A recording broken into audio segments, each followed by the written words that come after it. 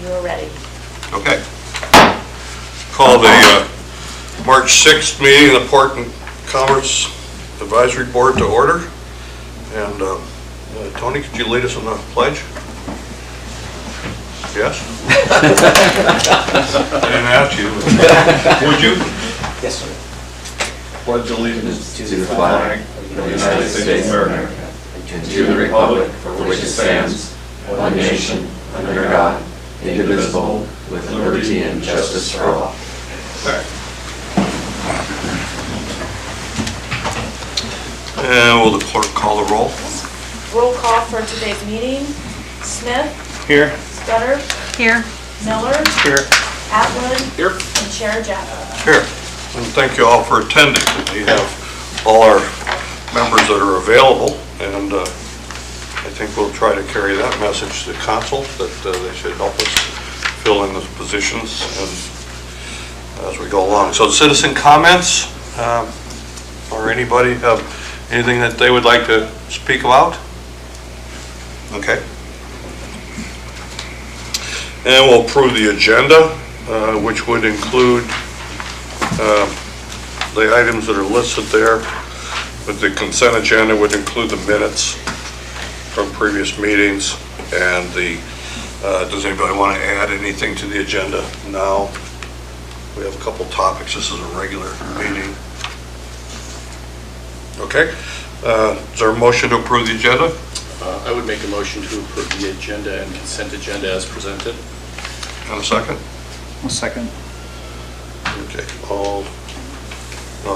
All in favor, signify by the sign of aye. Aye. Aye. Oh, I'm sorry. That's okay. I was going to be voting on the agenda and Yeah, consent please agenda. do. Are Smith? Yes. Atwood? Yes. Scudder? Yes. Miller? Yes. And Chair Jaffa.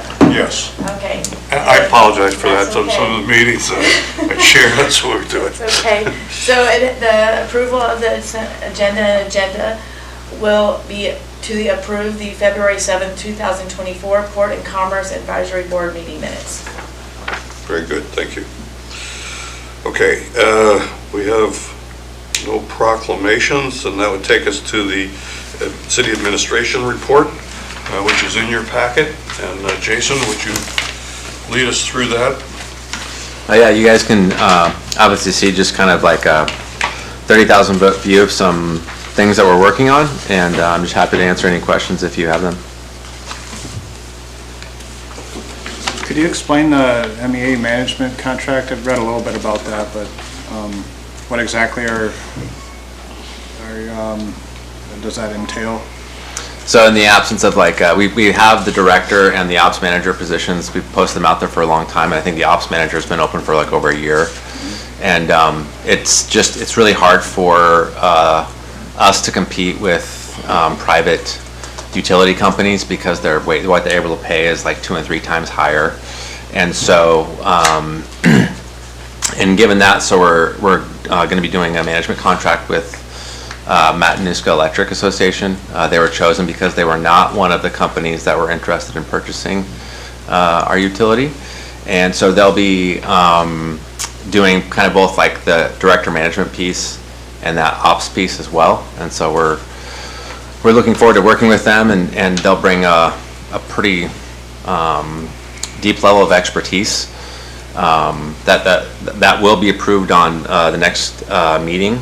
And Brian Hickey is going to be the person that is going to be kind of contracting for that director position, and he's been in the state like a really long time and worked for lots of different utilities. He's an electrical engineer himself, and so we're kind of looking forward to seeing what he can bring to the utility and help us continue down the path. So, All right, thank you. yeah. Okay. While you mention electricity, let me ask the question. I see a lot of social media discussion about the rates in the last 2 months.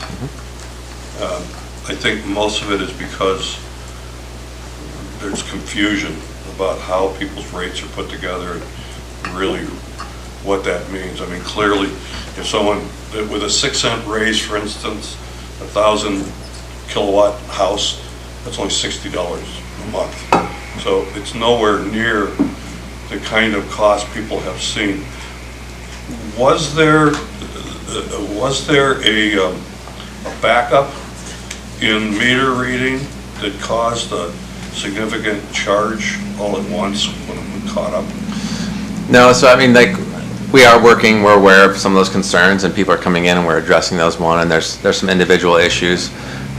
We have, like, there is something that happens on a semi-regular basis, and it's not like a whole system-wide, but when they go out and do meter readings, it's an automated system, and they drive around and it pings the meters and it picks up those things. And so every once in a while you get one that didn't read, and if we don't have time to do like a manual one, they will actually just do like an estimation for that. Like, this has happened for a very long time in the way we do it. This time, those people that did have some, like, they didn't get picked up and they did an estimation, and then they have to go recalculate on that second round. Because of that increased use, and then with the rate, it did kind of bump up a couple of bills that made it look like a little bit of an unnatural bump. So we're working with some of those people. Over time, it would level out. Yeah, but that only happens a backup would only happen like over a month. It's usually just spot things here and there. Well, let me ask something, Jason. Maybe MEA will bring this in too, because other utilities have monthly newsletters. We get one from a couple other utilities that we pay meters to, and they sometimes have an explanation of this is what your billing means. I think it's on the city website, and I see the city website is getting more and more information available to it. Yeah, we're working towards that, and we do know that this is another area that we need to continue to work on proactive communication. And I do want to add too that, like, it feels like sewer is the only one that's going through this, but every utility in the state is. We're hearing from them that they're getting calls right now because of the cold spell, and then also everyone's cost is going up. And we know that Cordova had a rate increase last year, and then they just put in for like another 15% increase. And so, like, this is not, I know it feels like it's just us, but it's throughout the state, and it's everyone is kind of reeling right now because the costs are going up. So I was just in Fairbanks yesterday talking about this same thing for Fairbanks rates. Yeah. You know, the stability of rates and how that affects people's individual charges.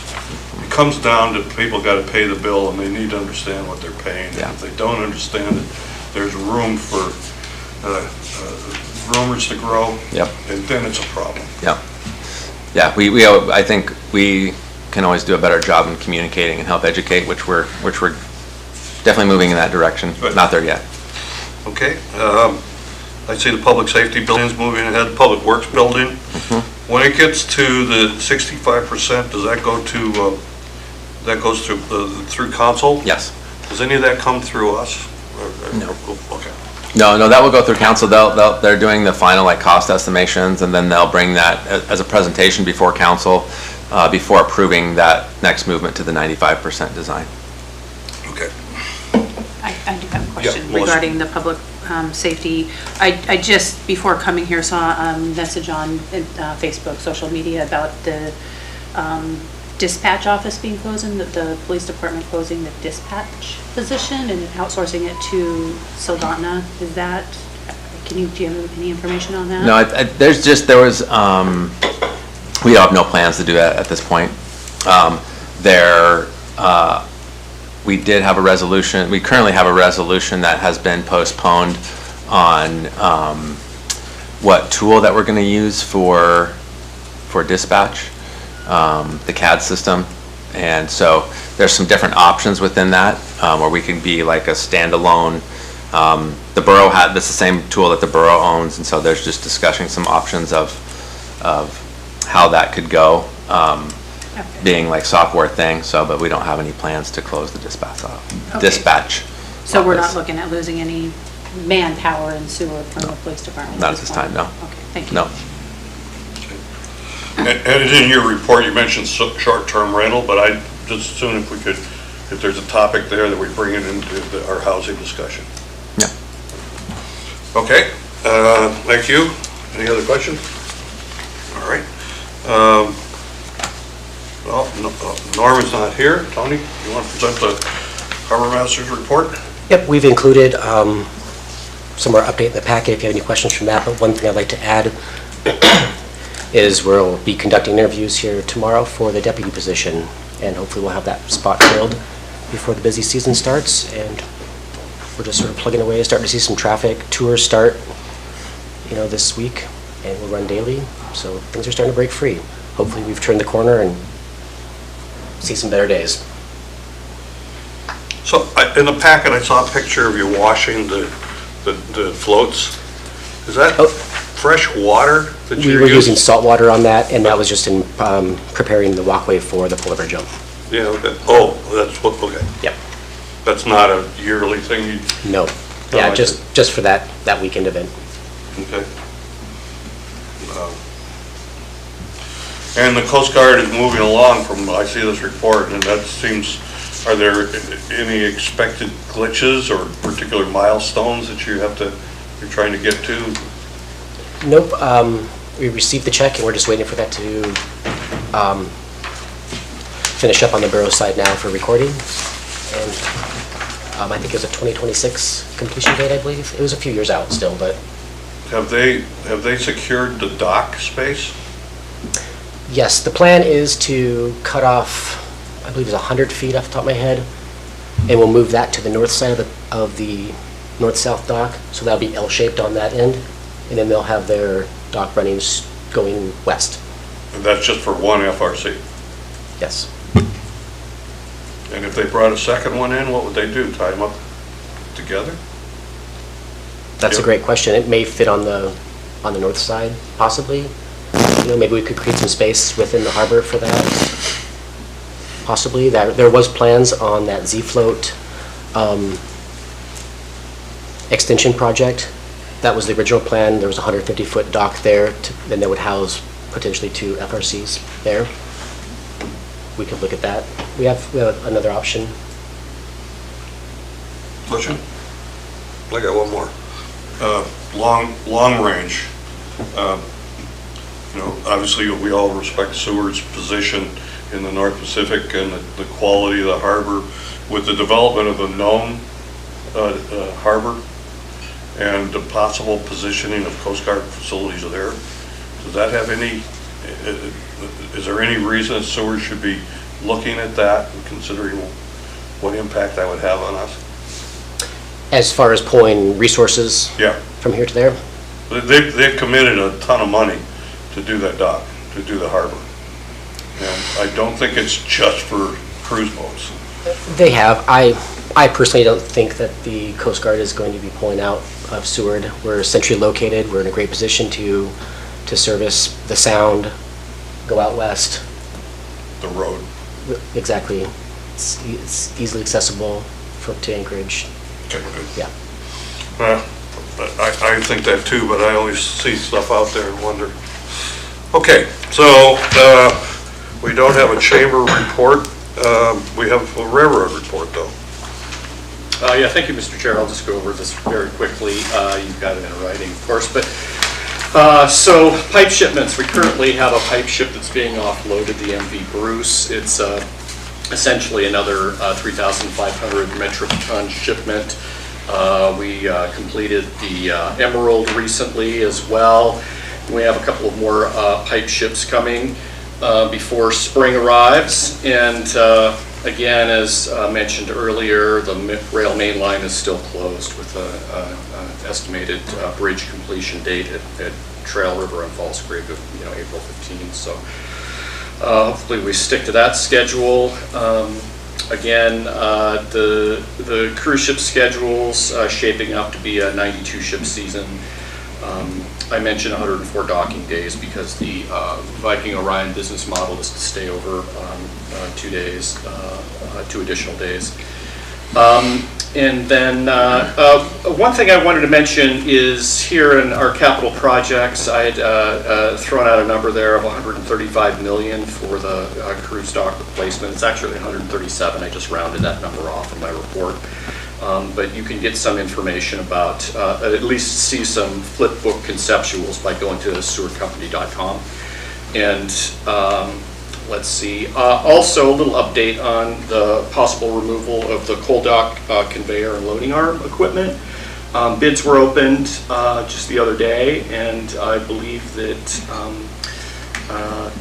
there might not be enough money appropriated for that work to happen this summer. So we'll see. Anyway, it looked like that was a go, but perhaps not. And then I had a meeting with engineers and a contractor today regarding our east side decking repair on the cruise dock, and looks like that is going to go forward starting next week. So we've got to get some things done before the first cruise ship arrives. And yeah, I think that's all I have right now for my report. I'll answer any questions. Huh? Well, you made the newspaper with the cruise, with the Big Dipper removal. It was in today's paper, I think, talking about the end of the coal export. Yeah, I know. Will that, is that removal that you said, does that include all the uplands too? Because there's a... No, sir. So what the plan was really to get the conveyor system for the length of the dock removed. That's an 1,800-foot long dock. And then if it worked out, the loading arm would be removed as well. And contractors, they looked at it up and down and did their calculations, and the numbers came in higher than anticipated. So that's the story. Could you just breeze through it if you could? The dock was originally, Sun Eel was the operator of that originally. Yeah. And then Usabelli came in as an operator. Yeah, and Aurora Energy Services. Aurora Energy. Sure. Yep. So who owns the facility, or was there a transfer at some time? The Alaska Railroad owns it now. So how the transfer took place, I'm not exactly sure of that history. But it's wholly owned by the Alaska Railroad now. Yes, it's our responsibility. And then the uplands that you rent out, I think Laura rent some space there. Yeah, correct. So the dock itself is underutilized, and the uplands and outbuildings are also essentially in storage. And Exit Marine came forward a couple of years ago and wanted to do boat storage in the area immediately surrounding those coal offices and coal building, terminal building offices, and so we worked that out, and they've been a good tenant, and they've been doing well. And if I remember right, there have been merchant boats tied up at that dock, non-coal boats. Oh yes, so the dock is a functional dock, and the fendering system on it is such that I can put vessels of a length greater than 200 feet on it, and we do from time to time have barges. In fact, the 2 previous winters we had multiple Turnagain Marine barges wintering and staying, berthed on the dock, and so it's functional, but it was designed for a very specific purpose. So I think we can repurpose the dock. Well, I think we will repurpose the dock. Speaking of the railroad, but anyway, the coal handling equipment was the next piece in moving that direction. Good, thank you. Anybody? All right. Well, moving on. Under presentations, I will say that I talked to Nicole Lawrence, her name will come up in a minute, about whether she could present at this meeting, and she said that she'd be more than happy to, but she did not have the time to put together the kind of presentation that she would be proud of. But she's more than willing to come to our next work session, or whatever, we can talk about that in a minute. But as we go into the housing issue, we'll be able to talk about that a little bit. All right, so no presentations. We've gotten through the minutes, no resolutions, And under new business, we have the Seward Marine Industrial Center Development Plan. And I'll ask the Assistant Harbor Master to start us in that. I think last time we went through this, did we go page by page, do you remember? However you'd like to do it. As an overview, I would say that there's a great history here. You know, it paints a great history about how we got to where we are today.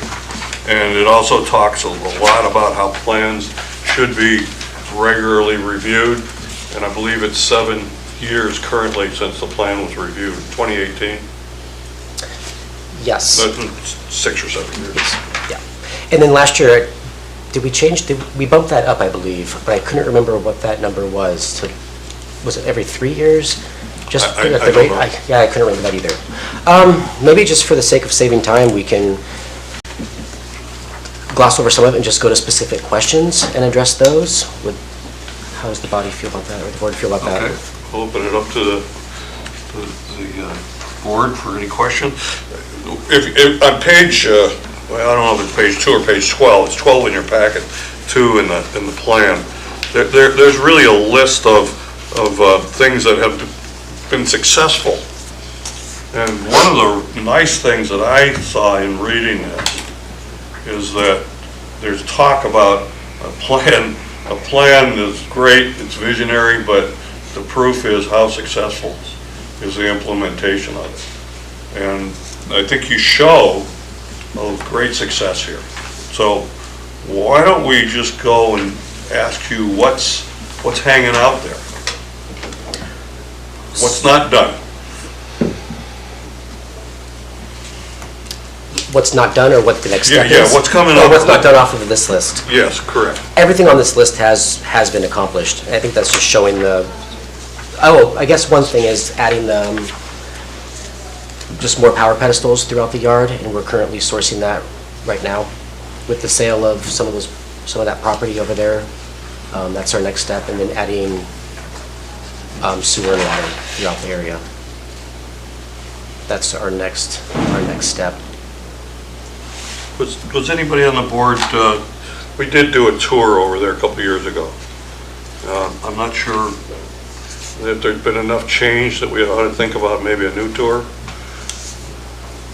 I would recommend a tour. Maybe wait till, May when there's some activity over there going, but they're currently, if you haven't been over there, I would suggest just driving to the end of the road and just driving through the yard, and there's a lot over there now than there was 5 years ago. So one of the things that we talked about over there was some of the clients, some of the people that are involved there want housing.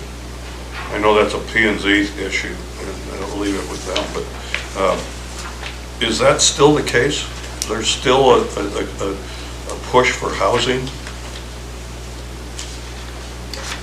Do you have a comment on that, Jason? I think there's a push for that, maybe in that area, but on the other side of the hill. And I think JAG is kind of looking at some of that as well for their employees, I believe. Maybe on that private land that's over there, but that's out of our hands. You must be aware of what's going on with the private lands, because it'll have a big impact on the character of the whole area. And I think some of the private land is in the borough and some of it's in the city. Not everything that's down on that flat same level as SMIC from like Sockeye Point south is all in the city. It's all in the city? Is all in the city. Come down off the hill? Yep. And clear up into the creek? Okay. Yep. If I could, I think once upon a time there was some permitted employee campground within the SMIC somewhere. That was some years ago. But there's nothing like that now, right? I think when the fisheries. Yeah, the fisheries had a little Right. like crew housing in there. It's similar to what they have over here on this side. Yeah. But that's been a few years since anybody's had it over there. So I don't know if this is in your realm or not, but there's a sewer treatment plant over there. Mm-hmm. And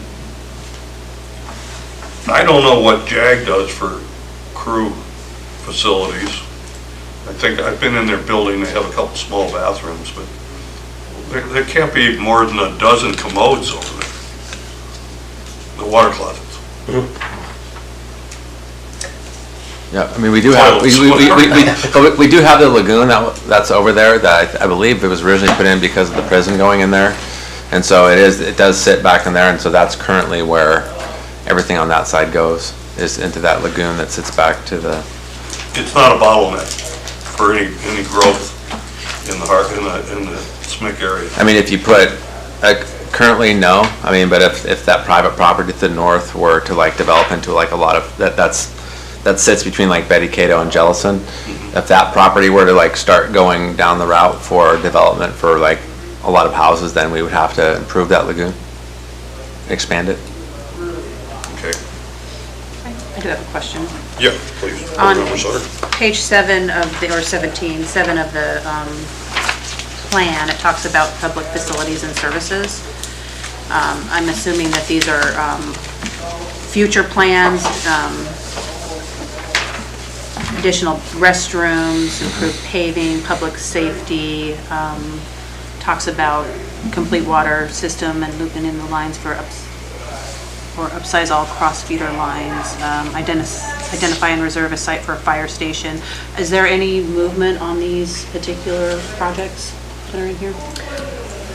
I was just talking to you about a possible bathroom option with Parks and Rec last week that they have for adding additional facilities over there. As far as a shower house, that would have to be, built or added somewhere else.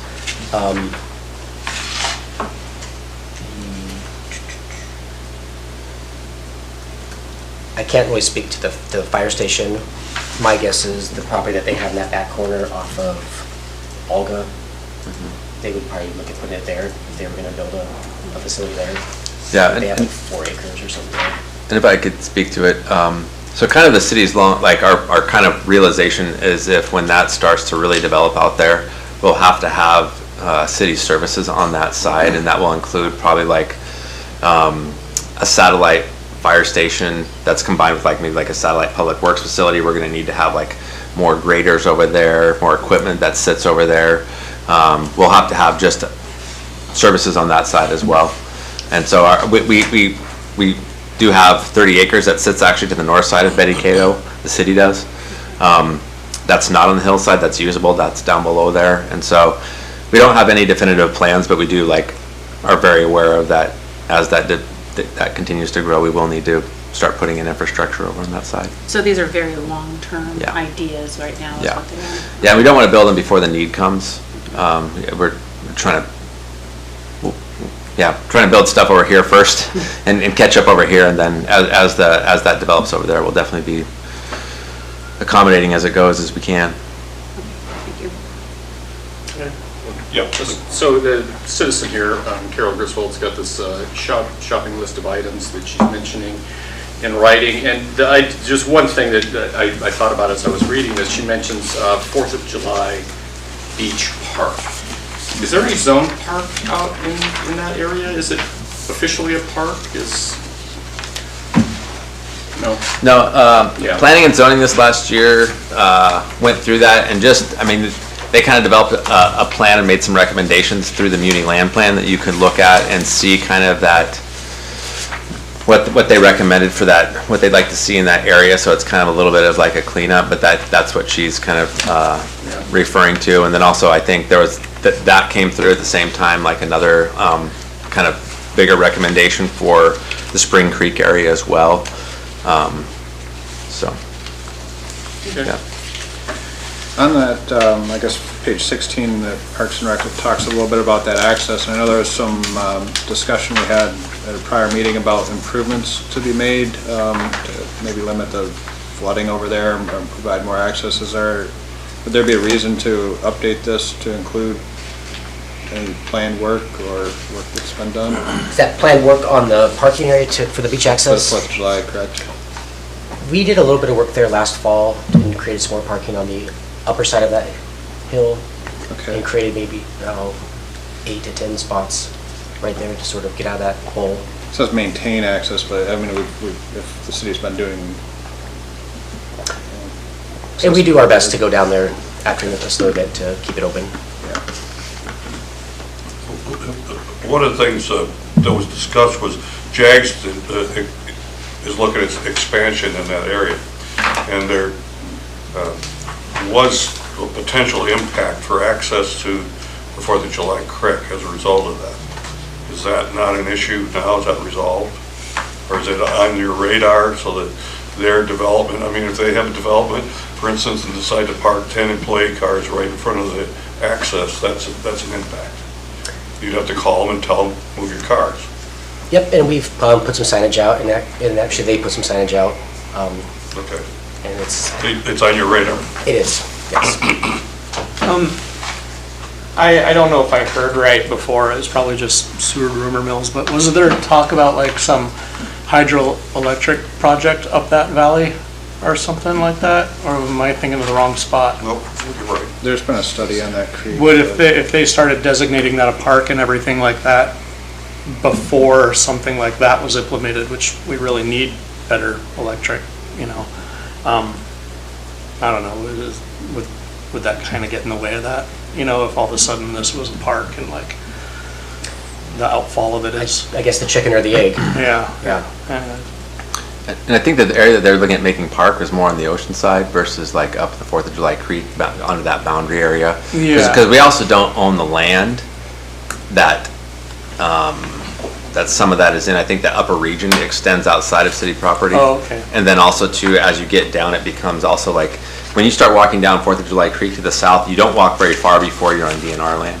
Okay. And so I'm just thinking the outfall from the Yeah. dam, because I mean, the water eventually has to come out. Right, You know, right. like, and that Yeah. affects all that. yeah, and It's there part of it. was a Sets study done rules. there at one time, and I know that there was one, but I'm not familiar with it. It's in process. What was it? Chugach Electric, it's in process. They're looking at potential hydro source there. Slowly. I don't think they focus a lot of attention on it. And it probably, by the time it got to where anybody would deal with it, it would be back into the river run. I'm sure that the research would absolutely protect any fish resource and Yeah. recreation resource as well. Well, this is a discussion, it's open discussion for this, Tony. If there's any input from us, particularly that you want us to focus on, I mean, I think this is a well put together document, and I think updating it. The only thing I would add is, and we can update it, I've been just sort of waiting until we had a few of these loose ends tied up. I'm currently working with another potential leaseholder for a piece behind off of Olga. And then we just sold the Communications North property, just cleaning up some of the leased names and ownership of those. But I wanted to do it all at once. I got another one. There's a current federal program, I forget what the tune was, $135 million for harbor developments along in Alaska. Because most of this is uplands, you know, most of this whole document here is about uplands. It has very little to do with the breakwater or, you know, the ship lift or any docks. Do you know if any of that money is available for improvements that you might want to make? I don't, but we can talk after the meeting and maybe some more information looking into that. Okay. I know other communities around the state are looking at that money pretty strongly. What money are you referring to, Bruce? It's federal money, and I believe it's a part of the transformational money that at least Senator Murkowski brought to the state. From the infrastructure bill, infrastructure fund? Yeah, but it's a subset of the major bill. Yeah. And a lot of those monies were pre-allocated to projects that were already out there, so. Before you ever hear about them. Before you ever hear about them, and that's the way that it was designed. If you look at, I was talking with Melissa the other week about that, but when that bill came through, a far majority of that money was already pre-allocated to very specific projects. And then there was other windows like broadband where people could apply for ones, but a lot of it was already kind of earmarked and spent before you know. And just to touch on that, Jason, from our conversation, it sounds like a lot of that money is pre-spent based on the legislative priorities that are submitted to Washington every year, right? Is that, and so making sure that we as a city or community keep up on those and try to get our piece of the pie when it's available. And we do. We have a guide, but we also pay lobbyists a lot of money every year to make sure that those are in front of their face. You know, we have a federal lobbyist organization and we have a state lobbyist organization. Cat's Action, Cat and Sue, and I think John's down there as well right now, meeting with our state, with our lobbyists and having meetings to go over our priorities and making sure that that's in front of them at all times, so, yeah. Well, I'd say, I think many of you remember how SMIC got going, and it was from that forward-looking push. There's guys like Dale Lindsay and Herman Lear, and Frank Didgraff that collared legislators and our lobbyists and said, you know, I just spent $30,000 to improve that road, and now you need to give me $100,000 to make it better. So, I mean, the city's done really well with looking at grants, and I don't think we want to stop. But like you say, after you hear about it publicly, I would hear about it long after you did, I would hope. But anything that this group can do, you know, I think that's what we want to be able to help advocate for those types of things. Okay, anything else? That was a short discussion, but I think, like I said, the plan, I think it's done pretty well. What's the next step on this? I think the next step is to continue with the power pedestal upgrades, and then the Coast Guard should take over and look at that. Maybe put another, maybe look at North Dock at that time is what needs to change, and kind of see where we're at in 3 years. Well, I mean, to bring it into an approved document, do you take it to council? Oh, I follow you now. I'm sorry, I mean, the next step. That's all right, all right, it's all good. I think after you guys, that is next step, after you guys approve it, then it does go to council, correct? It's only a discussion item for us right now. If it comes back to us as a resolution to approve it or to accept it, then that would move to council with our recommendation to approve it. So is that where you're going to go with this? Do you see any changes that you would need to happen before that? Do I see anything that we need to do before that? No, I don't. Okay, then, yeah, we can take this to council. Yeah, and then we can bring that back around as a resolution if you guys are, I mean, unless there's recommendations that you want to see. I would hope that our group could move a resolution to council with our recommendation. And if anybody when that comes up for resolutions, if there's any amendments that absolutely need to be made at that time, they can be made. And then we can move that to council. And they can do what they want with it. I think that creates a fully vetted document. That's the purpose of an advisory board. Yep. So just so I understand how this works, when does it come back to us to create a resolution? Is that at the next? When the administration brings it to us. I see, okay. And Just as a point, there have been times, if you as a board member have an issue and you want to work with administration or the clerk's office and develop all the whereases and bring it to us, you know, that's generated from the board. Okay. You don't have to have 20 whereases with it. Still learning that. I do have one more question, if I could, kind of going back to your report, Tony.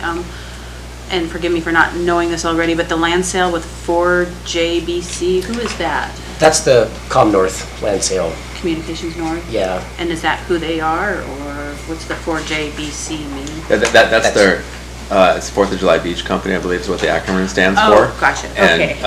And that's the company that owns Communications North ultimately. Okay. And then they purchased the land that's right to the north of their current facility. Okay, so there's that's that just little tiny. their corporate name, got Yeah. it, Yeah. okay, I Yeah. was a little confused by that, thank you.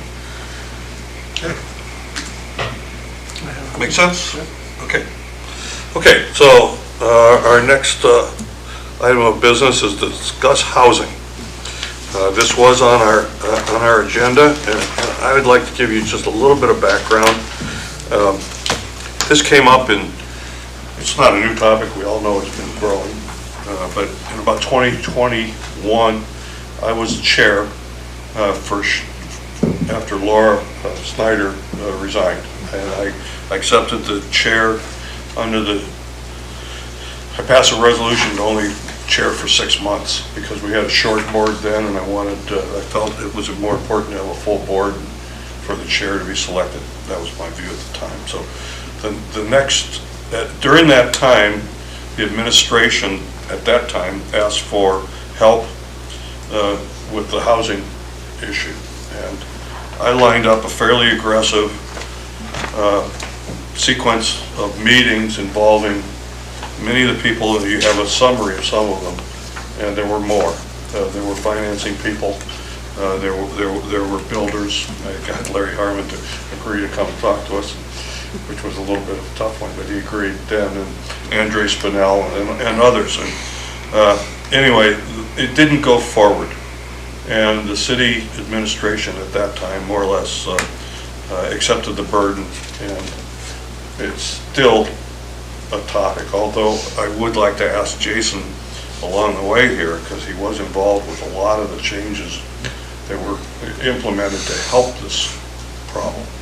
But so that's a background of where PACAB was on this, and you have a summary here of about a half a dozen people that did speak to us. Clearly what you've got in this package is dated information, and what I was hoping is that today's meeting, we could establish a baseline based on this, to have us all more or less at ground zero.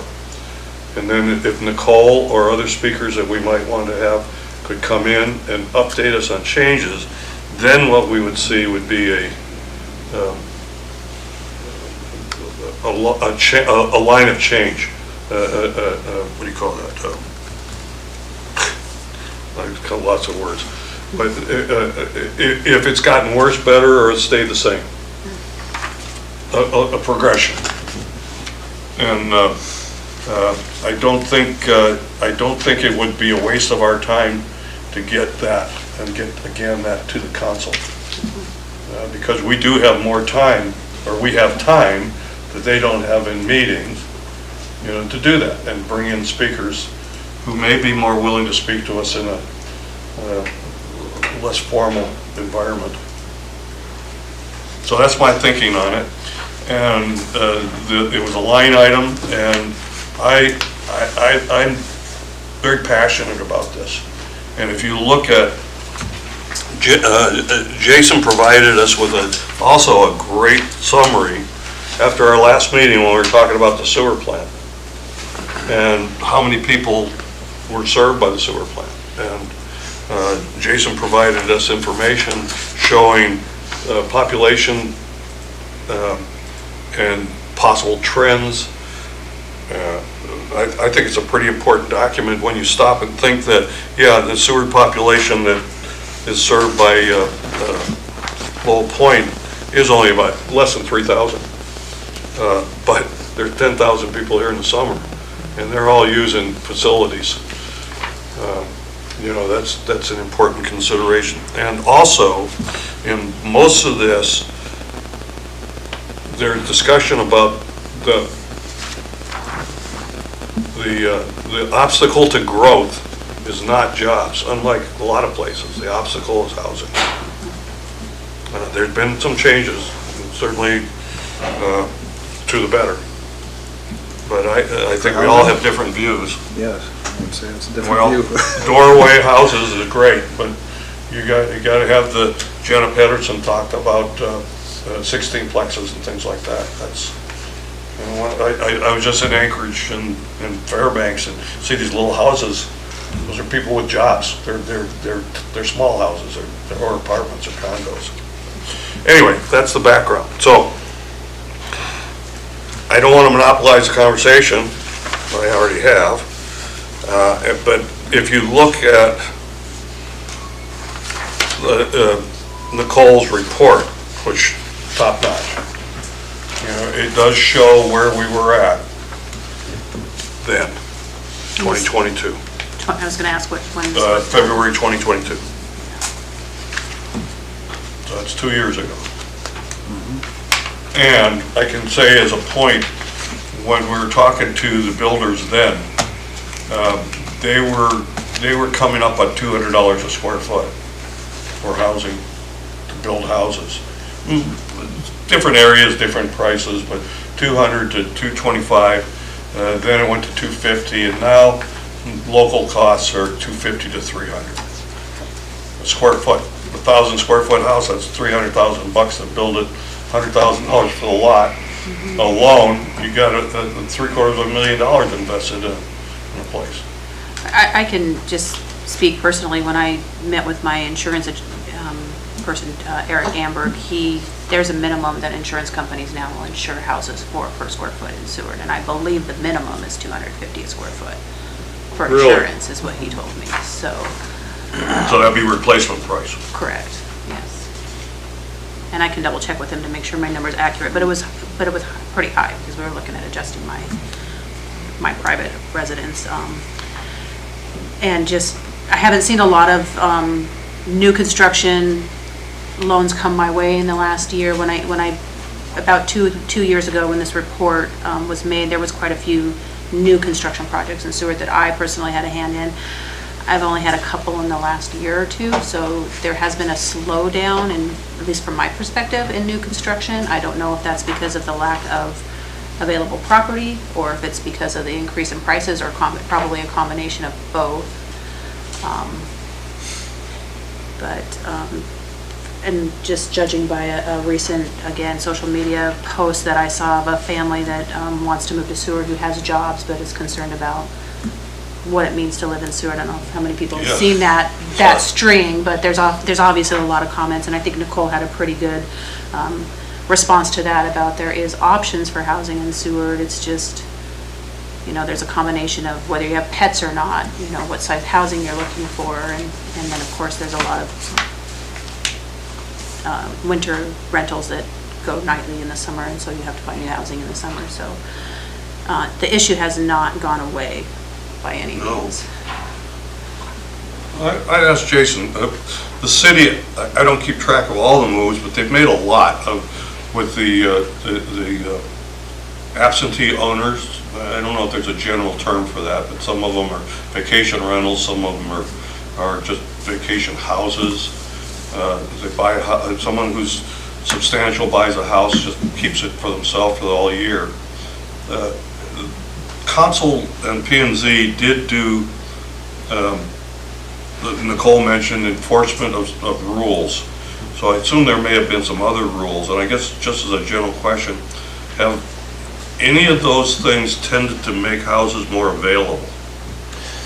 And I don't mean just housing. Right. And so I would say that the enforcement kind of efforts really started before I came here, but they are kind of in full effect now. Planning and zoning has a tool that they contract out with that goes and kind of scrapes, and we can look at everyone's inside and outside city limits, like short-term rentals. You can see like what nights they're booked, all kinds of stuff. It's pretty amazing kind of what data they can scrape that way. And so use that just for like general enforcement of like, do you have your business license? Do you have those types of things? Do you have your life safety inspection? That kind of stuff. And then we're also able to kind of use that data a little bit more to just make sure that they're using their short-term rental properly. Like, is that type of short-term rental allowed in that zone? And so I would say we're not 100% perfect, but we're very high level of enforcement. We're doing our best.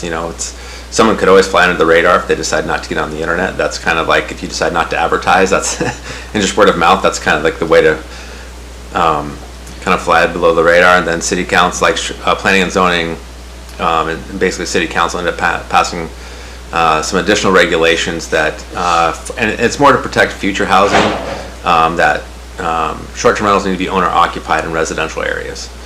And so, but that was not, that it didn't really like, people were kind of grandfathered into that use, so to say. We don't use that term in code.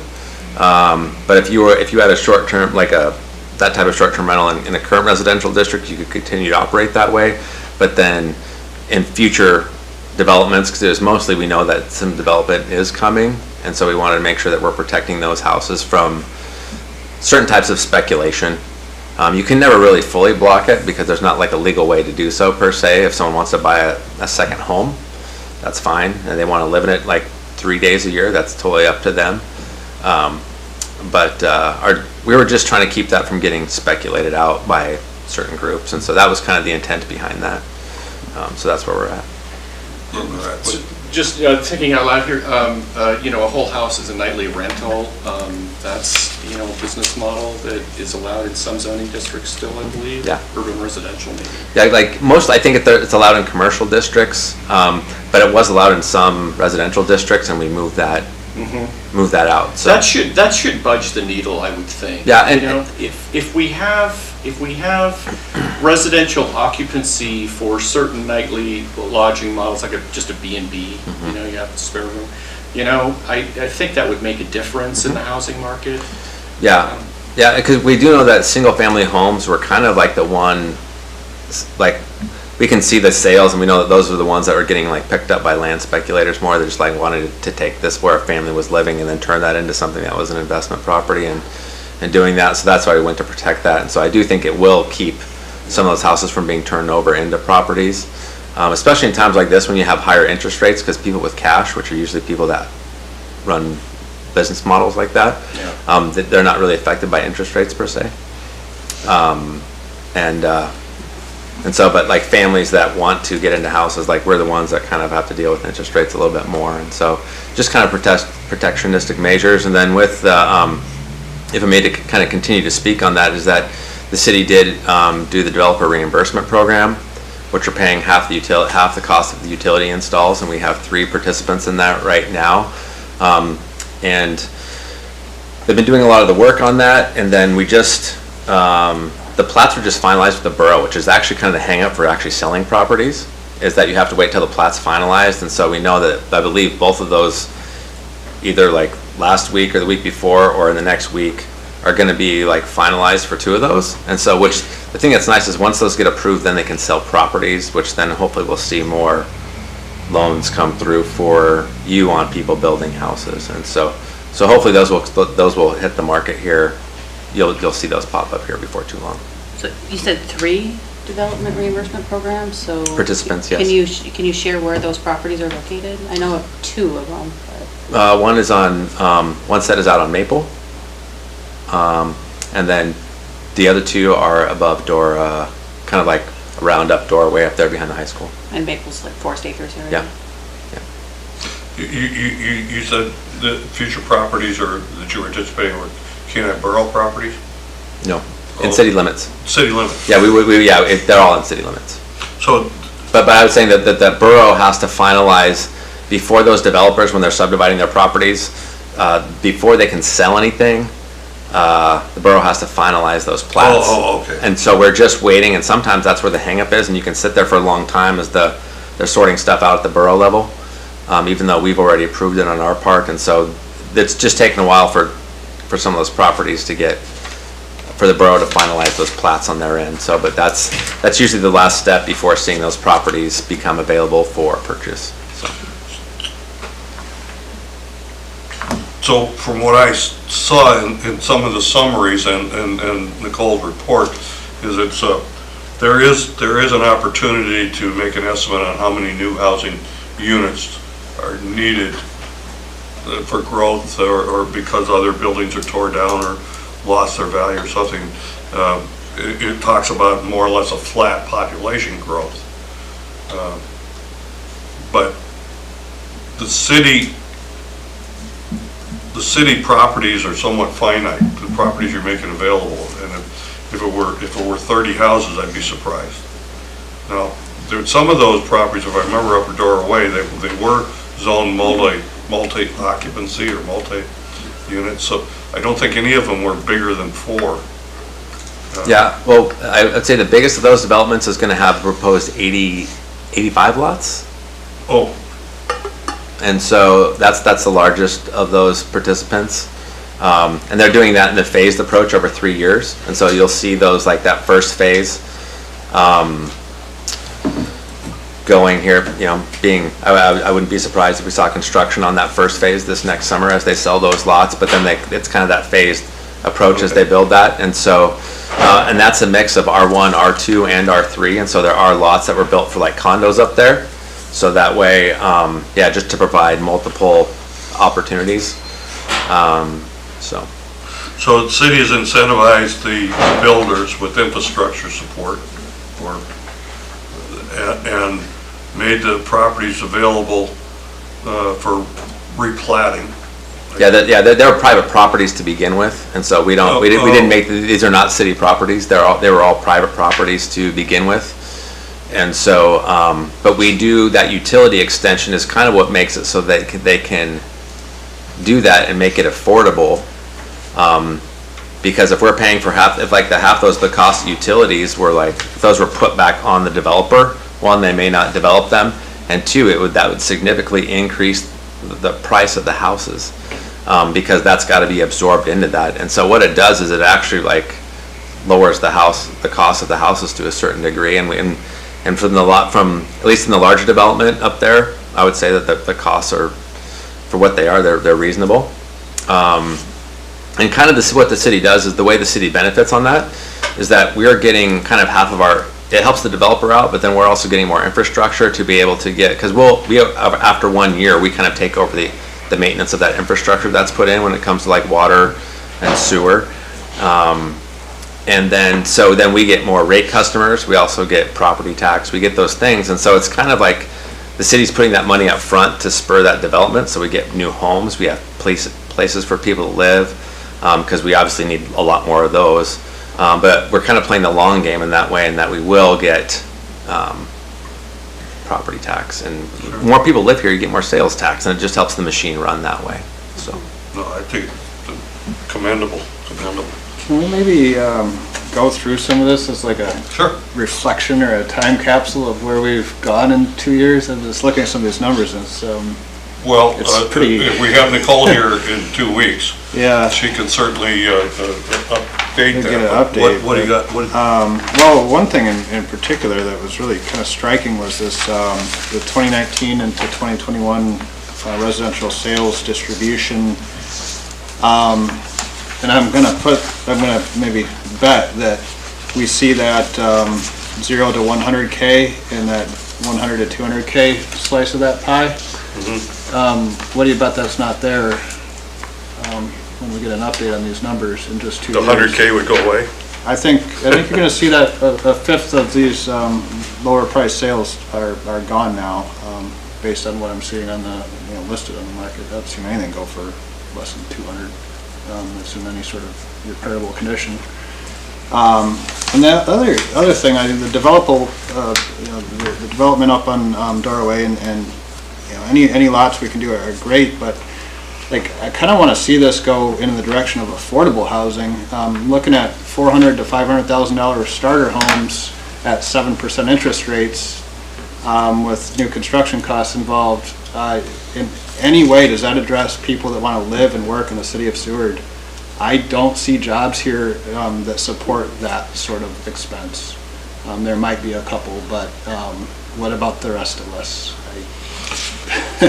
Well, if I saw in here, I think both Jenna and Nicole talked about what the cost of housing is, and I think that's on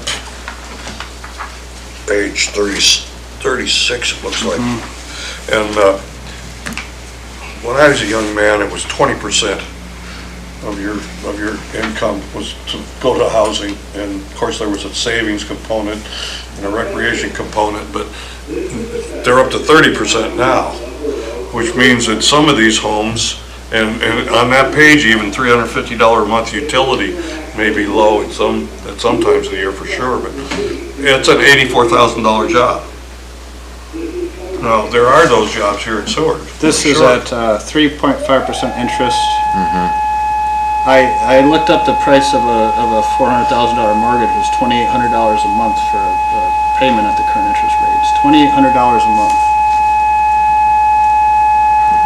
What job in town can somebody get to pay that? So, I don't know, me neither.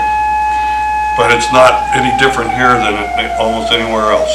Yeah, I was just gonna say, you're gonna run into that in Anchorage and even in the Kenai, Soldotna area where I think property's traditionally been a little bit lower on the market, about has started to 100,000 less. come up. So it's not unique, it's not even unique to Alaska. I think that if you look at that, and this would be what we need a realtor to come talk to us about, but the Soldotna prices versus here, it's about $100,000 difference in the same Oh, quality yeah, house. yeah, I agree with that. So somebody could reasonably move to Soldotna, get a decent job and afford to live there.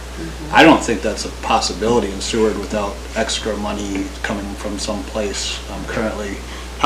This job, $84,000 a year, would be one of the best jobs that the Sea Life Center could offer. And we have a lot of positions open less than that, right? It's just like, I think it really needs to be a bigger discussion. And I've seen, that comparison, the Breckenridge, Colorado one that Citizen Carol Griswold that forwarded to the group was a good example. And I looked at that and like, well, how many cities can you commute from there? And how many cities can you commute from to Seward? And where there's affordable housing. And you're going to drive 100 miles before you can find more economical housing than what we have locally available. Yeah, tell me where. We'll come back to that. Yeah, just one thought and then a question. I know there was some reporting not that long ago, the Anchorage Daily News did, and it was essentially asking the question, how many service industry jobs would it take to essentially afford a livable unit? And I forget what the number was, but at 2.2 or whatever it was. But it's the same sort of issue. One thing that kind of I'm curious about, I don't know if administration even has an idea, but there's some number of income adjusted units in this town, and I don't know if our numbers reflect other communities in general have a higher percentage, lower percentage, a need for more. I'm referring to some of the larger apartment buildings. Yeah, Section 8. Correct. Yeah. I just, and I'm not saying that's the answer. I'm just curious. I'm curious about that. Yeah, and I know that we have, I think of our apartment complexes that we have in town, I believe like 3/4 of them are Section 8. And I do know that at least about a year ago, they had openings. And so, but the thing that's tough is that with some of those, it's like, and I know specific cases of where, if people work certain jobs, it's like, if you actually get like an honest working job in town, then all of a sudden you make too much. And so then you're caught in this like no man's land, which is really horrible. It's like you can't, you're trying to do the right thing by working, and if two people work, then all of a sudden you make too much money. And that's kind of a tough situation to be in. And honestly, like in our discussions, we need it'd be great to have more non-Section 8 apartment complexes in town of like 2 and 3 bedroom apartments that allow kind of like this. Some people may choose to live there for a long time, but at least I think in our in the way Seward has worked, it would be you would allow people to come here, to move, to get established, to work in their job until something gives them a place to stay, that they don't have to move out in May, until they can till something comes up, because it just takes a long time for that to happen. And then they would also probably hopefully be more affordable. And I use that term affordable. It's so. think like, yeah, the condos, more of those would be very helpful for a lot of people if the rents could be maintained at a point where they could actually save money and not just bleed money. I've heard people actually say the words, "I can't afford to work, I'll lose my housing." You know, that's Yep. that's So that's federal a mess. rules? Yeah, we don't have anything to do, those are federally subsidized and they have their own, Is that household Rules. income that they're looking at? I believe so. I would imagine that's household income. So just from at least that would make sense to the stories that I'm hearing, where it's like it's household income and, And it's income based on the size of the household and how many kids you have. yeah. And as your income, and that's what's hard about those types of housing, is as your income slowly increases, so does your rent, so you're really getting nowhere by advancing yourself in your career as long as you stay in those and until you get to a point where you make too much and you have to find something else, and then there's. Then when you what don't is have much, there? but yeah, you don't have anything else, So right? it is a really tough, it's a tough position to be in, and there's definitely a need for what we would consider affordable housing, but then there's the what do you calculate, how do you calculate affordable housing, what is affordable housing, how do you define that? And then what can you do when the cost of materials and the cost to build is so high? And the resources available in the community alone, I mean, again, I'm gonna go back to my husband who has a small one-man construction business, and he has to do a job he's working on, repairing an apartment that was completely trashed by a renter. He's had to make 3 trips to Saldana already just to get materials. So, you know, there's a lot more to this than just Yeah. building a house and putting it up for sale. So, I was surprised to hear that 75% number for subsidized, Section 8, that subsidized housing. Does that mean, maybe help me a little bit, does that mean that the builder was helped somehow or another to build that housing and then provided at a lower cost, or the renter gets some sort of a stipend from a government agency?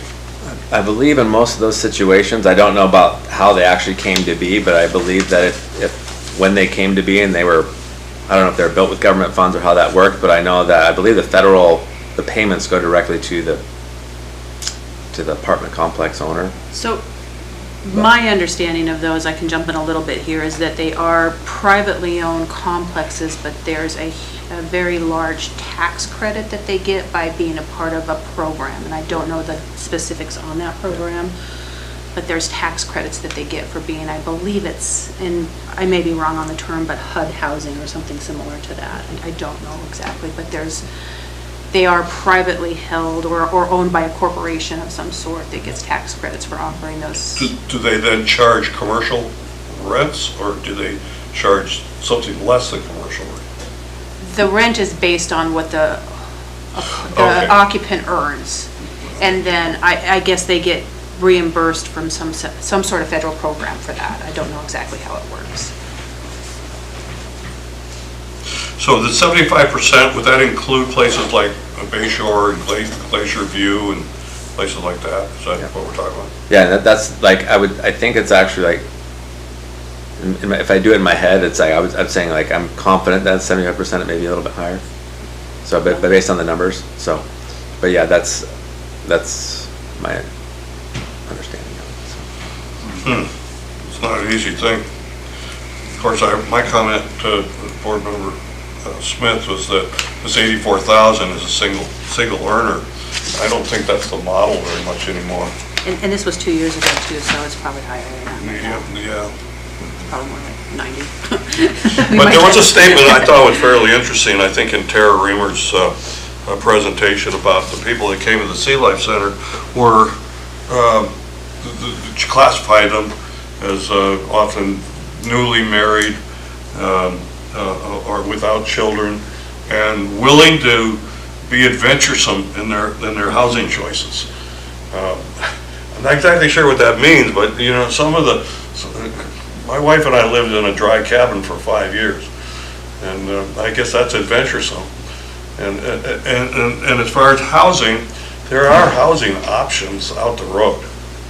You know, as the road improves, I commuted today It wasn't that terrible. What's the housing market in Moose Pass look like? I think there's empty houses. Really?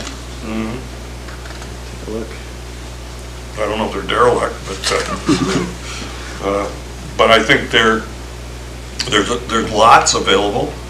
Some of the borough lots, that's discouraging. And we looked at property down here at the borough might put up for sale, and it goes sky high because they put it up for auction. And when the city sells lots, how do they value those lots? Are they auctions or?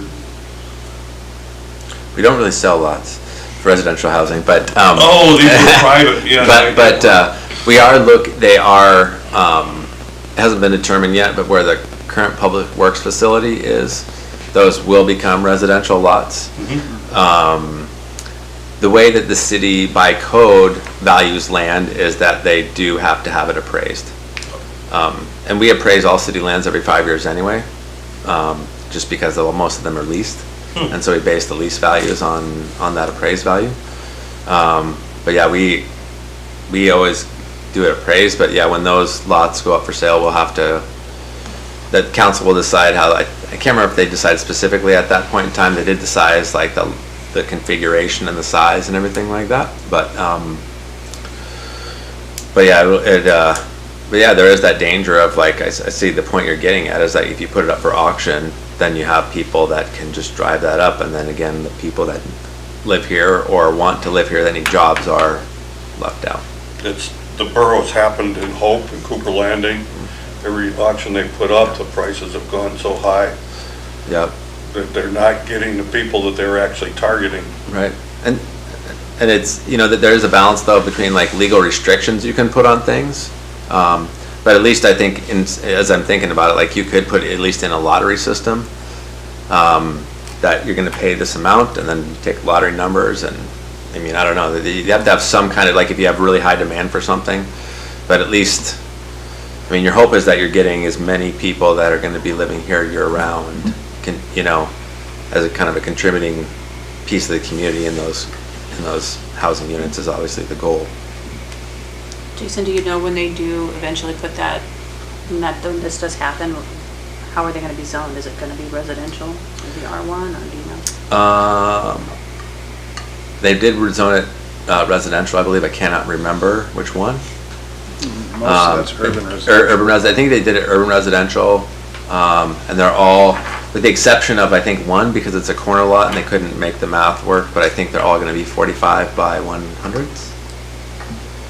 So, again, that was like a way that they want to get the most, council wanted to get the most out of.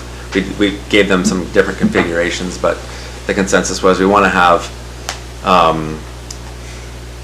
they just wanted to make the most out of it. They, 60 by 100s, that was like a little bit too big, and because they could get a few more lots if they shrunk them down to 45 by 100s, and also too, like, the parking in that area is gonna, with the traffic and stuff like that, so they didn't want to go 30 by 100s necessarily. They want to have like a little more space on the lot to do some parking stuff, but they were taking a lot of things into consideration when they were doing that. And then the utilities have actually already been put in for that, and so they ran it through, and so that we already have like the water hookups, the sewer hookups, and all that stuff put in and ready to go. So when the public works shop comes down, they can put those on and turn those.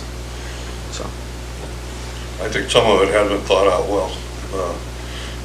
How about the private employers and their outreach with employee housing? The J1 workers and the influx of cannery workers.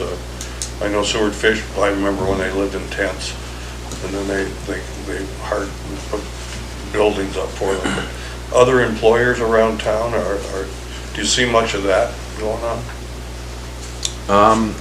That's mostly like, I don't know like numbers or anything around that, but I do know that it's kind of come to just hearing that most people have had to put up their own workers to find places for them or provide housing for them. Sure, you can probably speak to that as well. Yeah, we definitely, I don't even plan on like big capital projects that need more employees unless I plan on the housing first. And I've actually been retiring a lot of the stuff that we traditionally rented out to to build something new and retire that into like employee housing and stuff like that, so, you know. So it's viable. Yeah, it is. I mean, it'd be cool if we didn't have to do that. But we do. And, you know, we have like 60 employees this year. And, you know, we don't do the J1 thing either. But we find ways to make it work. And nobody's in tents or anything anymore. We used to have a tent city that happened every year, Tarp Mahal. But yeah, it's just kind of what you have to do as far as I know out there. Well, Kathy LeCompte had talked about, well, Avtech, we talked about that in 2021, 22, about Avtech had housing that became, was unoccupied in certain portions of the year. But there's some real problems with dealing with the state agency, and she stated in her response, she doesn't want to be in the rental business. Yeah, I do believe though that they did make some ground on that, where I know that there's other state agencies. And I think that was the agreement that they kind of came to. It had to be like state agency to state agency. And so I do believe that some of their housing, their family housing, is being used by other state agencies. So, which at least that's a step in the right direction. But Right. I think like state agencies like DOC or Public Safety, Alaska State Troopers, and I think even like the city has been in contact with them about the possibility of that as well. So I think they've shifted on that a little bit, as long as it's kind of municipality or state agency to state agency in that way. Well, they have their primary mission that they need to protect. Right. And a little creative thinking. I mean, I always blanch at people and say, well, I can't do that because we've never done it that way. But yeah, hopefully the solution will be a mix of experiments. I think it is noteworthy that there are at least two very large bunkhouse structures, you know, being built, and I kind of wonder, you know, if 10 years from now, is that going to be what sewer workers, you know, summer work looks like? There's large bunkhouse facilities. I think we were talking about it across at SMIC. I know Jag did that development out the road, right? And more stuff in town. Shut down a boatyard so we can have a bigger bunkhouse. You know, is that what this town's gonna be? I mean, it'd be more comfortable than a tent for sure, but it's kind of. I think it begs the question: who is going to be working in this town, and where are they going to live? That's kind of how I'm seeing it. I don't know much, but I do think that from what I've been seeing, I know that I've got some friends that come up and visit from New York City every year, and they jokingly refer to Seward as the Pacific Northwest's Martha's Vineyard, you know, like ghost town in the wintertime, like boom town in the summer. But I kind of think what I personally see, like being involved in some of these industries too, is that it's slowly starting to solve itself a little bit. People are putting up the bunkhouses, but the Airbnbs are becoming like more competitive. Like it's not the gangbusters that it used to be. People are going back to hotels, and I think it's one of those things that the market will kind of fix itself, but that takes like a decade, you know. So I mean, that might not really work, you know. In a decade, that's like a whole generation of kids going to school, like, but not having teachers, and you know, like it. I don't know what the long-term like harm or like good is, but I do think that, you know, you see more of these like 12 plexes and 8 plexes and like people building these things that might largely become empty too, you know, like, so, and then if it's empty, then you kind of want it to be year-round housing, you know, if you're not renting it in the summertime. Somebody offered us recently for a place that we rent for $250 a night in the summertime, and we rent it for like $100 a night in the wintertime. But they offered us $1,500 a month plus utilities, which kind of, it's not as much as if we rented it nightly, but that's a yearly lease, and we don't have to worry about it anymore. It's kind of like, I think at the end of this summer, we're going to do that and just be like, hey, we're done, like this is 2 less nightly rentals, and we make $3,000 a month, and maybe we would have made, you know, $4,000 when we average it out over the course of the whole summer, but you know, we just don't have to deal with that much more. And I think that we're seeing more of that as we are seeing these, like, you know, because we aren't seeing many houses go up, we're seeing a lot of these bunk houses and stuff. But I don't know, I mean, I don't know if it will solve itself, but. Small run, and to that point too, you mentioned kids. We got, what can a buyer afford, $84,000 a year salary here, to the chair. If you're going to have a community, and we're worried about losing base student allocation and kids out of the school here, we have to keep that in mind too.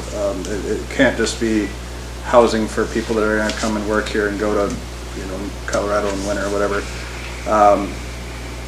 We need to have that vision of how can you raise a family in this town.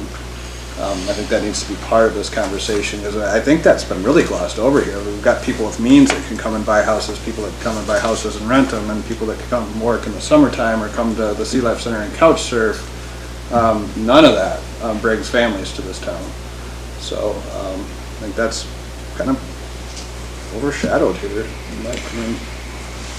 I think it's worth getting it on the table. I think that's absolutely true. That the $1,500 a month model is probably affordable for a young couple. Yeah, our places you would. And, you know, young couples, pretty soon there's a family. Yeah.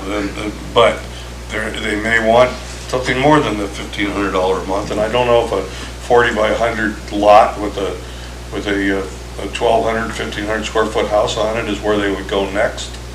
But that's what you would think. You know, some place to start that they can afford that's decent. And I don't know, I guess it's a little selfish, but I want them here because they want to be here. Yeah. Well, I think, you know, two professionals can afford a lot of these things, but that doesn't help starting families, you know, like if you got a kid and you don't have childcare.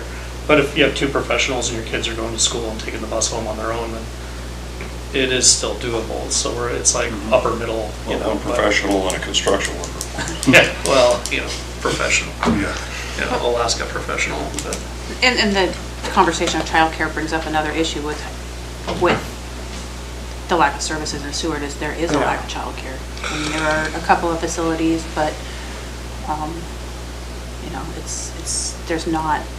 When I was raising my kids, there were 2 daycares downtown. There was Little Critters and there was Nana's Nuggets. You had at least 2 professional daycare centers, and then all of the in-home daycares that were available. And now I know of 2, and they're both out of town, and they're both in-home. So, I mean, that is another resource that we're lacking in this community.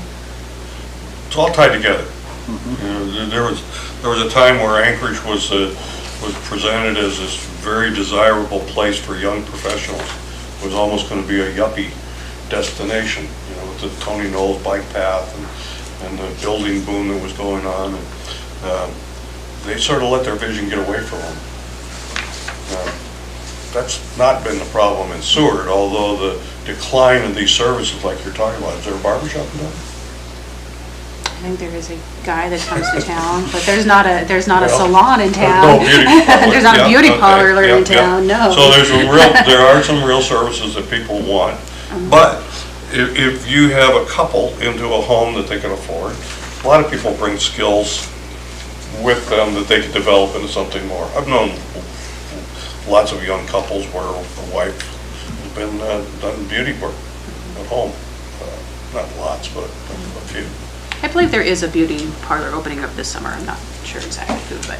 Well, I think it's all tied together. I think there is. You know, the library, how the good city government works, how your utilities work, your public services, the school, absolutely, Ben. You know, I wouldn't take my kids somewhere where I thought the school was not going to do them well. I would really hope that all the houses opening up on Doraway and all the construction opening up there brings in more contractors, you know, supply and demand. If there's more houses to be built, more people are going to start, you know, start their businesses here, and that would kind of have like a avalanche effect for a lot of this stuff. I mean, if you have 30 new houses open up, then prices are going to go down, you know, because they're all going to want to sell, and, you know. But I think it really starts with the ability to build and builders, and like right now that is, I think we talked about that in a previous work session. It's just, it's really hard to build here. if it wasn't hard to build, they would build, there'd be more people building. All of it's like money rolling through and jobs and kids, and the end result is affordable houses, which fills those jobs. And, you know, I really think that it's kind of the root of all of it is just creating a situation where it's friendly to build and like easy to build and, you know, things like that. Well, Andrew Spinell of the Spinell Builders, who actually I guess is friends with my son, because when I called him, he says, "How's Jake?" And he has either property down here or a boat down here. So he has a tie to the community, has a strong appreciation for Seward. And I says, "Well, are you building any houses down there?" He says, "Well, we could, but we go where we can make money, where it's easiest to find an opportunity. And it's everything, including getting the lumber and getting the labor. The labor force is a big problem. You know, if I were going to build down here, we've done this all over the place. We work in the bush. We have to bring in a crew. We have to bring in housing for them. I've lived in connexes, all kinds of stuff. But and I don't know where the guys that are building the new hospital are going to be, but I think they're putting a camp in for themselves. Isn't that what they're doing out there? I think they put a camp in for their guys.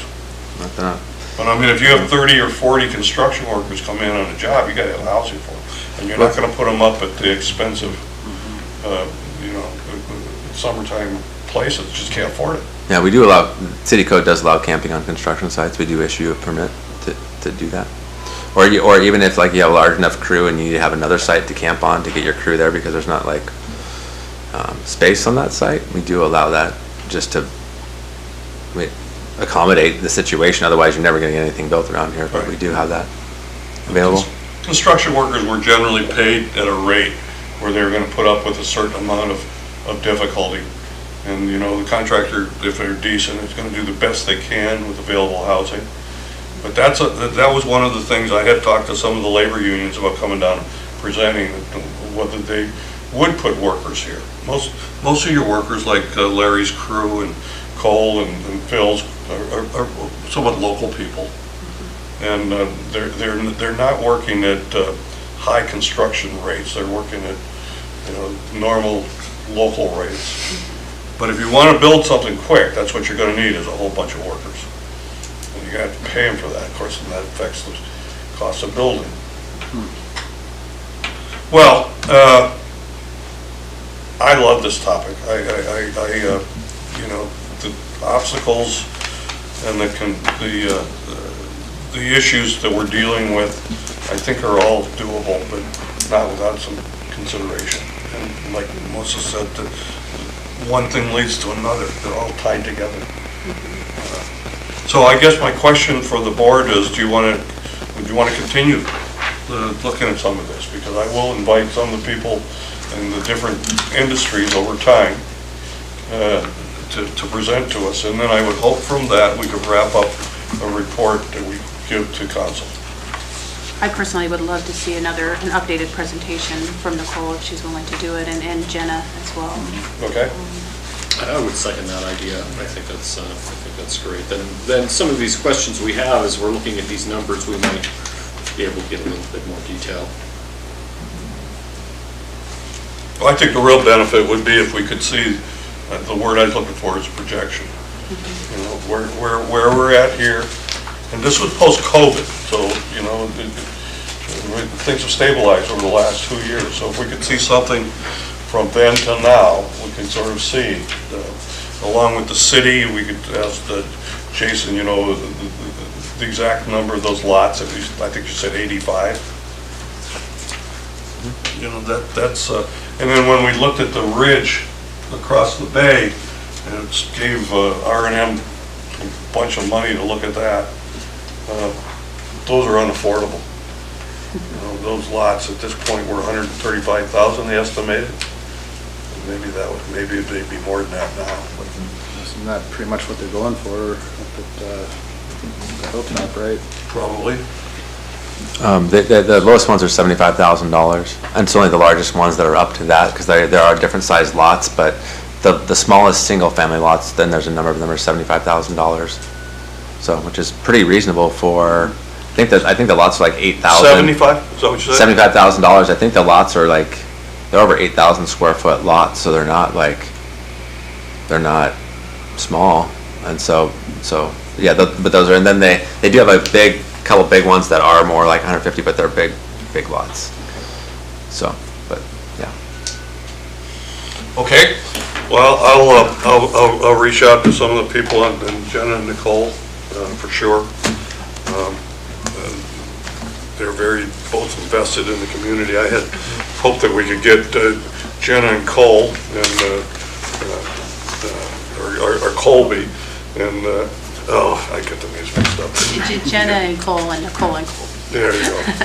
It would be beneficial too to hear from a builder if we could get someone to come in. Yeah, well, I think that's a big piece of it.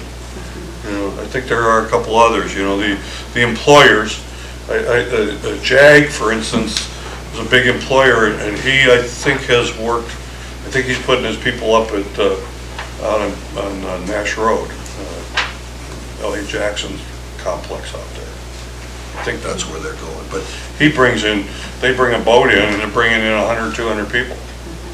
Well, clearly, they've got a swell of workers. But getting some of those folks again to talk with us would be helpful.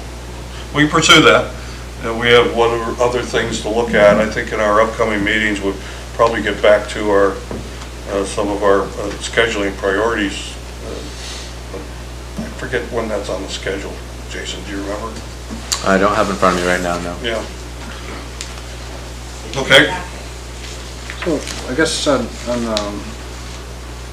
to kind of feed into the housing issue, do we have any comprehensive studies on population demographics, types of jobs that are available, average salaries? That might be something that would be interesting to see.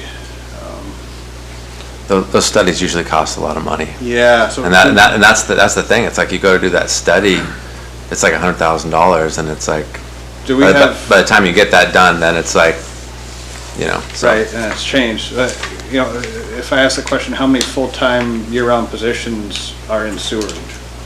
No idea. We could, yeah, I mean, that would be really interesting to know. Well, I bet Samantha might have some handle on that. Maybe. Yeah, I think the chamber would probably be the better one to like look at. Okay. Those types of. Let's ask a question. And we did look at, like, I think there was discussion at one point in time, because I talked with Tim Dillon about it, because I've seen other economic development regions do this. They did one for Southeast. And they did an economic like study of like they commissioned or got like this large grant for it, and it was a big one. But it was I can go and try and find it, but it was fascinating because they actually looked at all these different industries and jobs and incomes, and throughout the Southeast, it was like a thick thing that they produced, and it was pretty helpful. And so I talked to him at one point in time about just conversationally about looking at doing a study of like even just knowing like our marine, like anything that touches the water here, like what does that look like, or how can you start to quantify like the jobs, everything from like fishing, you know, sport fish, comp fish, boat yards, like I mean just all that kind of stuff. That would be an interesting piece of information to look at. So we'd have that conversation. But yeah, again, those like studies are pretty expensive. Seems like that's kind of a key part to trying to come up with policy or the future vision. I mean, you know, you can look around, you can kind of look at the big businesses, you can estimate how many people work there, but yeah, just trying to say, you know, where are we going as a community without that information is, I mean, it's difficult. Yeah. It seems like some of that information is tracked though, because we get unemployment percentage rates. So I would assume there must be an employment. I just asked ChatGPT, and it says, given that Seward is a small city with a population of 2,800 people, we can make a rough estimate. Typically in a small town, not everyone will be employed in full-time salaried positions, as will be seasonal jobs, especially in a tourism-driven economy like Seward. Assuming that 50% of the population is in the workforce, that gives 1,400 workers. Of these, 60% might be full-time salaried positions. Then considering the mix of government, tourism, and fishing industry jobs, that would give us approximately 840 full-time salaried positions in Seward, Alaska. Which, you know, I mean, it's ChatGPT, it's just scouring the whole, Whose data was that? that's the whole World Wide Web, that's Yeah, artificial it's just- intelligence. Yeah.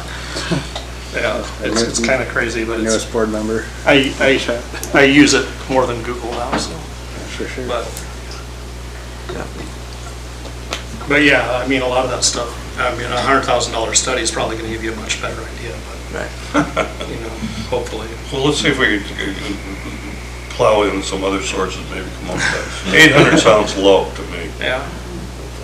And I do know too, talking with KPED, Cassidy Cameron, the new director with KPED, because Tim Dillon retired. But they're actually kind of endeavoring out to do like a borough-wide GIS that's based on economics, so that you could go over and look at communities and look at layers like job types, incomes, and that type of thing. So that may be something that we have have a conversation with them about what their kind of plans are and looking at that and how they're going to find that. Because if they're going to go get that information, then that's obviously they want to use that to help us. So. Okay. Well, we've gotten through the housing portion of this. I think it was a worthwhile discussion, and we've decided to move forward with it a little bit. So, let's see.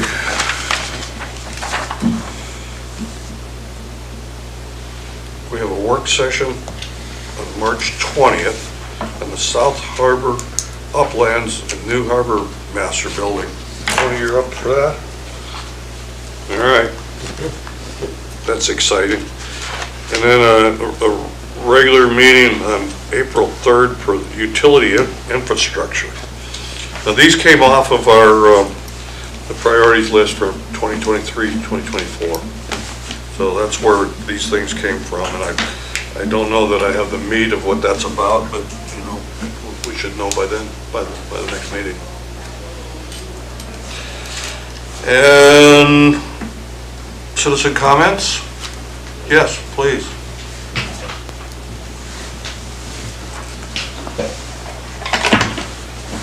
Hi, my name is Casey Warner. I live inside of city limits. I am so excited about your guys' housing comment or discussion. So first I want to make a comment to childcare. We did just have a new licensed in-home provider get her state license on the 1st of this month. We're working on doing some advertising, so that's going to open 8 more slots in our community. However, she is outside of city limits. We have one more who has her application into the state, so she's going through the process. She will be inside city limits. That will be another 8 slots, so a total of 16 slots. We have 2 other individuals that Hyper is working with to become licensed childcare providers. However, we are struggling with finding a physical location, as their homes do not provide the square footage or the environment that would support them in getting licensed with the state. So with some of those barriers that we've come across in licensing childcares, we started up a partnership with Rural CAP, which is a statewide organization, in one of their programs, which is known as their self-help housing program. This is to help those wanting to become licensed daycare providers gain access to affordable and suitable housing. However, this program is not limited to those wanting to become licensed childcare providers. But with a partnership with Rural CAP and with some funding that I was able to secure through a grant we just got awarded in November. And so we have pushed that out quietly, not quietly isn't the right, we've pushed it out to our licensed childcare providers. We have now exhausted that, and with the Rural CAP securing the land up at some of these opening developments, they have now given me the green light to give a public comment on this. So I am hoping that we can bring in Michelle French, who is with the self-help housing program at Rural CAP, to come and speak to you guys at PACAB. We would like to get some applications into their program. I believe they're going to be purchasing 8 to 10 lots inside of city limits, and yeah, pretty excited about it. It is meant for low-income to middle-income individuals. They access the 502 housing loan program that's through, let me see if I can find it. The 502 direct mortgage rural home loans program that's through the federal government. So what it does is it provides a low interest and extended loan period to keep those monthly payments low. Yeah. Thank you. Okay, no other comments, so we'll come to the board administration. Response to hyper or anything that we talked about today? Nope, I did know about those rumblings in the background a little bit, but I knew that would be coming forth, so I appreciate Casey's work on making that opportunity happen. I do feel like the solution to all these things is going to be like a series of different things coming together to kind of do that. I did say I wanted to also, I do think that, I do agree with Board Member Miller on some of those things about that I do believe that the market is correcting itself, or beginning to correct itself a little bit.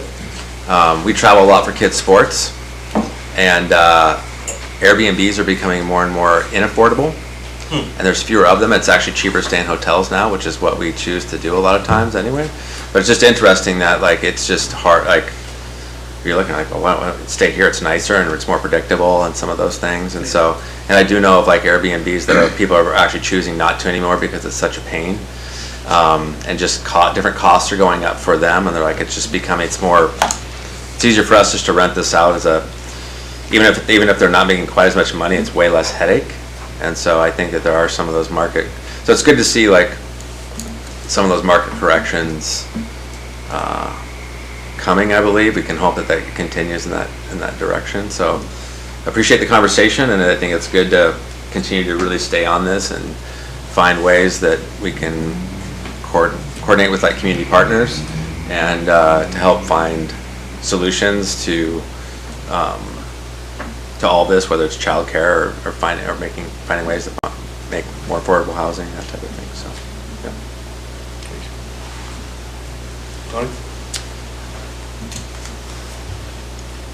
It is very exciting to hear all the things going on in town, and it is not just a one answer or one cookie cutter to fix this problem.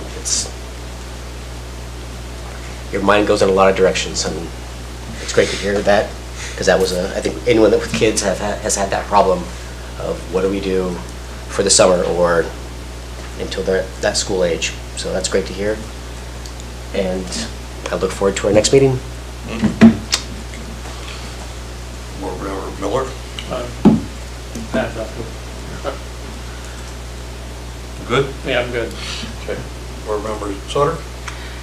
Yeah, well, Casey, thank you so much for sharing that information. I would love to hear more from Michelle French about the program and what their plans are for. It's great to hear that there's, just the 16 slots that you just talked about being opened up. That's great news. And great to hear that there's some opportunities out there for some in-town childcare. So that's wonderful. I think this has been a great conversation that we're having and continuing to have for our community. So yeah, that's all I have. Thank you. Board Member Atwood? Thank you, Mr. Chair. Yeah, this has been just a great conversation. We've talked about everything from market corrections to jobs and prevailing wages and again to housing. It's multifaceted, supply chain, labor, all kinds of things get pulled in, yeah, I think that finding an easy solution to a complex problem is not realistic. It's going to be multifaceted. And thank you, Casey, for providing that information. That's very encouraging. And yeah, I think this deserves another discussion. And that's all I have. Thank you. Board Member Smith? Hey, thanks. Certainly, thank you, Casey, for coming in and bringing in the roll cap discussion, and I hope to hear more about that. I think programs like that are going to be a real key for bringing people that want to invest in this community, and that's kind of my personal goal with these discussions is can we make this look like a community that we can invest in, not just for the short term, but for the long term. On the comment or the electric rate discussion, I